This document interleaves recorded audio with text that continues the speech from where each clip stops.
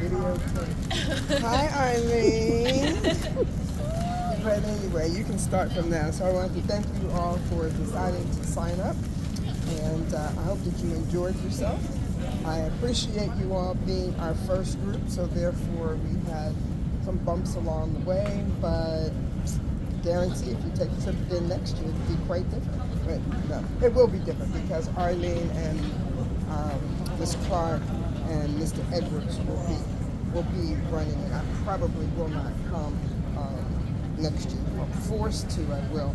But my thought is I enjoyed it. I came to be able to help to assist Arlene, particularly as it related to that first government piece and having to do with the mayor, because I knew that was her first time doing it. I've probably done it 20 times, not 20, 15, maybe. Okay. So I wanted to make sure of that. But one of the things I wanted to make sure I covered is the mayor asked you if any of you were interested in being foreign service officers. Do you remember? Yes. Did you look it up? Okay. Okay.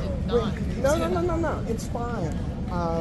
When he asked that, I realized, that's one of the things that we need to make sure that when we have those monthly meetings, that we cover that. So a foreign service officer are individuals that work around the world and they're representing the U.S., so they work for ambassadors, they work for consul generals, they work for, there's one other component, but it's kind of the same thing where you'll work with and for ambassadors and other government people around the world. Actually, I was in South Africa last year, and we went to the consul general's location, and one of the individuals that worked for him was actually from St. Augustine.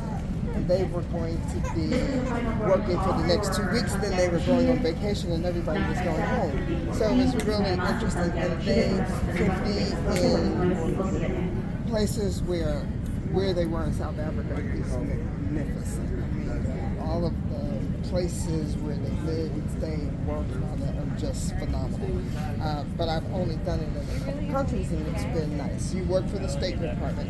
And in fact, when we were at the mall, near the Cheesecake Factory, there was an area where it said U.S. State Department. I mean, I know Puerto Rico is part of the U.S., but State Department, so there are people that are working there. I also looked up salary ranges, and salaries can range anywhere from, it says on there, from $40,000 to close to $200,000, so anywhere in that range. And I wanted to mention it because I know someone who, in San Francisco, was applying for, he had taken the test, was applying for and interviewing for a position.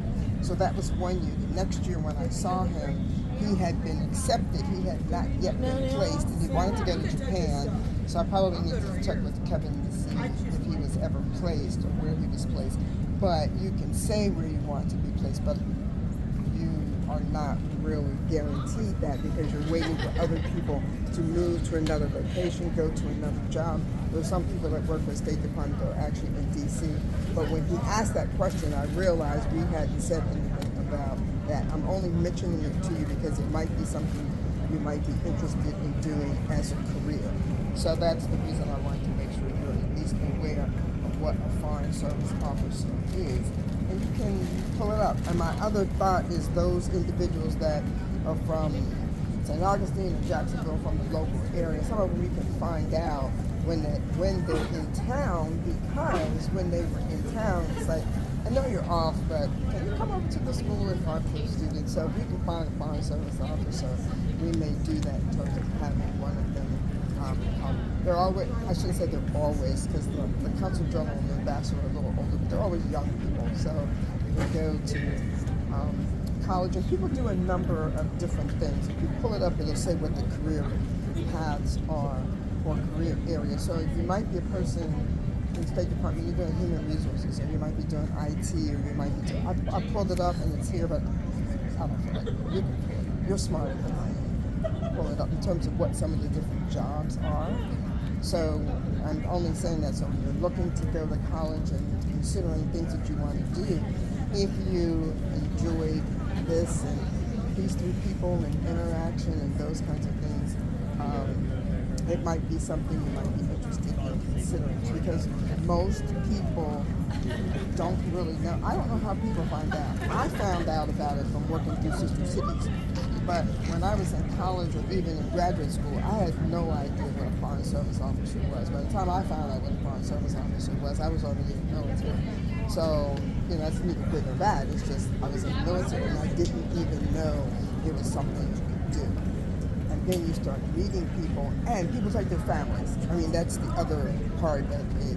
A lot of times during the military, you go places you can't take your families. Foreign service officers, they and their families. If you ever read, I was going to say watch the news, but you may not ever watch the news, but if you happen to hear or you're looking at something on your phone, there's a conflict somewhere, the first people they always talk about, they'll say, we got our